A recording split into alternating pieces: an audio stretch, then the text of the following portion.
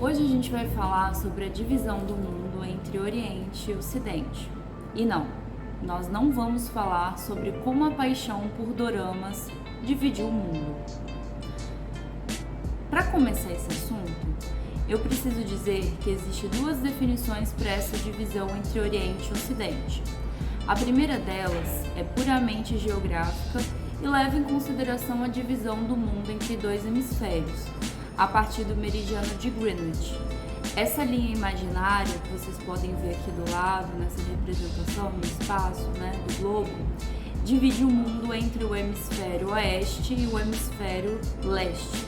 Por isso, ocidental pode ser sinônimo de oeste, enquanto oriental faz referência ao que está a leste. O Sol nasce todos os dias a leste, através do movimento conhecido como o movimento aparente do Sol. Por isso, a gente se refere ao leste como esse lugar onde o Sol surge todas as manhãs.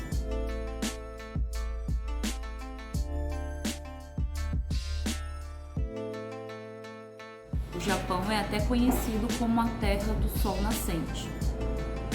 Mas existe também uma outra definição, uma outra divisão entre Oriente e Ocidente, que é uma divisão surgida no contexto do imperialismo, do neocolonialismo dos séculos XVIII e XIX. Essa divisão ela foi construída a partir do ponto de vista das potências europeias e surgiu como uma forma de dar significado às experiências de dominação nessas regiões. O fato é que o interesse pelas culturas orientais ou culturas da Ásia sempre esteve presente entre os europeus. Durante o colonialismo do século XIX, esse interesse ganhou novos contornos, com um interesse maior em relação à cultura e ao cotidiano dos povos do Oriente Médio, do Extremo Oriente e do Norte da África. Nesse contexto, nesse momento, a Europa tinha sede em obter novos mercados consumidores e também produtores de matérias-primas para sua revolução industrial. As terras do chamado Oriente representavam, então, interesses econômicos para os impérios europeus, interesses esses que, inclusive, vão dar origem aos conflitos que levaram à Primeira Guerra Mundial.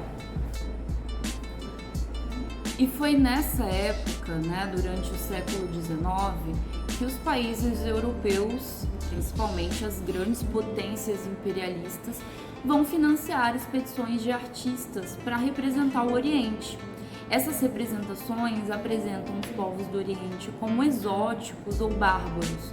Outra polêmica que vem dessa mesma época é a forma como as mulheres orientais são representadas. Os europeus gostavam muito de imagens de harém, de mulheres ali que representavam o Oriente Médio. Então, esses artistas representavam cenas de haréns com homens cercados por mulheres que dançavam danças sensuais, como as danças do ventre. Essa visão ajuda a gente a entender que as diferenças entre orientais e ocidentais, elas foram construídas para legitimar o Ocidente como um lugar mais civilizado e limpo, um lugar moralmente superior, mais evoluído. Eu não preciso dizer que as mulheres árabes merecem respeito, não é, gente? Sem falar que os estereótipos generalizam os povos e a cultura do Oriente, como se fossem todos iguais. O fato é que o Ocidente tem estereotipado o Oriente para justificar a dominação sobre ele. O Oriente não é esse lugar de tapetes voadores, haréns, terroristas e homens-bomba. No filme Aladdin, por exemplo, os mocinhos Jasmine e Aladdin são mais brancos e se parecem mais europeus. Enquanto isso, o vilão tem características mais árabes, feições físicas mesmo, que lembram mais as feições dos povos árabes, o que reforça a ideia de que esses povos são violentos e bárbaros. Desejo que você me torne um príncipe. E ele tem a lâmpada. Nossa, o palácio é uma coisa linda. Parar de fingir ser alguém que não sou. Jasmine, espere um pouco!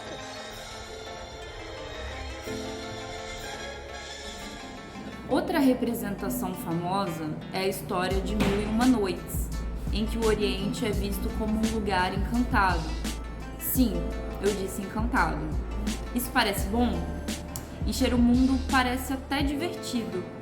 Mas se você pensar bem, isso pode colocar alguns povos num lugar que não existe, um lugar imaginado. Esse reino encantado contrasta muito com a visão que o Ocidente tem de si mesmo, que é o lugar da razão e da racionalidade, da ciência, da técnica e da modernidade. Como se o Ocidente fosse o adulto na sala e o Oriente fosse uma criança levada que precisa ser disciplinada constantemente. Com o tempo, os povos do Oriente Médio passaram a ser retratados cada vez mais como se fossem violentos. Depois do 11 de setembro, então, são vistos como homem-bombas e terroristas, o que tem justificado, inclusive, intervenções militares nessa região. Além dessa representação carregada de generalizações sobre os povos árabes, uma outra representação comum dos povos da Ásia, principalmente dos povos do Extremo Oriente, é o chamado Yellow Face, em que os atores se mascaram de povos asiáticos como se fossem fantasias. Parece inofensivo, mas não seria mais justo, então, contratar atores asiáticos para representar esses mesmos papéis? Não é só Hollywood que precisa pensar em suas práticas. A Rede Globo já exibiu a novela Sol Nascente, em que uma atriz branca interpretava uma japonesa. Se você ficou assustado com o Yellow Face, conheça agora o perigo amarelo. Uma ideia preconceituosa, distorcida e até racista de que povos asiáticos são perigosos, sujos e podem levar à destruição do Ocidente.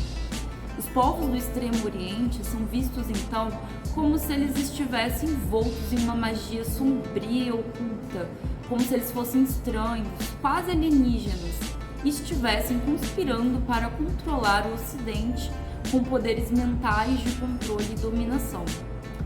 Isso parece muito atual quando nos lembramos das acusações de que a China teria criado o vírus da Covid em um laboratório ou que então hábitos alimentares exóticos seriam responsáveis pela pandemia.